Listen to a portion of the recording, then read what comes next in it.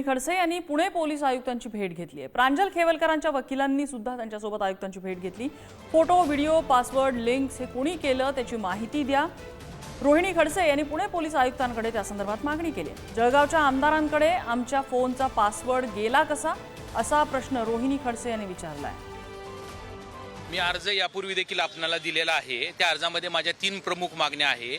Doctor प्रांजल खेवलकर जे आता कस्टडीमध्ये आहेत, त्यांचा आयफोन हा पोलिसांच्या कस्टडीत आहे। मग तथाकथित एक जळगावचे जे आमदार आहेत ते क्लेम करतायत की त्यांचा गुगलचा जो हे आहे ड्राईव्ह आहे त्याचा पासवर्ड त्यांच्याकडे आहे। मग हा पासवर्ड त्यांना कुणी दिला गेला, ते मोबाईलमध्ये ते फोटो सुद्धा त्यांचे पर्सनल दाखवत होते। तर आम्ही सीपी साहेबांना ती एक मागणी केली। दुसरी मागणी अशी केली आहे की आमचे फोटो कुणी व्हायरल केले। तिसरी मागणी अशी केली की जी रेड करण्यात आली, त्या रेड करण्यात ज्या ठिकाणी आली त्या ठिकाणी जर फक्त पोलीसच होते तर ते व्हिडिओ शूटिंग कुणी व्हायरल केलं। या संदर्भात तक्रारी अर्ज दिलेला आहे। त्यांनी आम्हाला समाधानकारक उत्तर दिलेलं आहे की यापुढे कुठलेही फोटो वगैरे व्हायरल होणार नाही आणि जे काय झाले त्याची सुद्धा चौकशी करू। त्या संदर्भात जो आम्ही अर्ज दिलाय त्याची रिसीव्ह कॉपी सुद्धा आम्हाला दिलेली आहे। ते तपास करून लवकरच आम्हाला न्याय देतील अशी अपेक्षा व्यक्त करतो।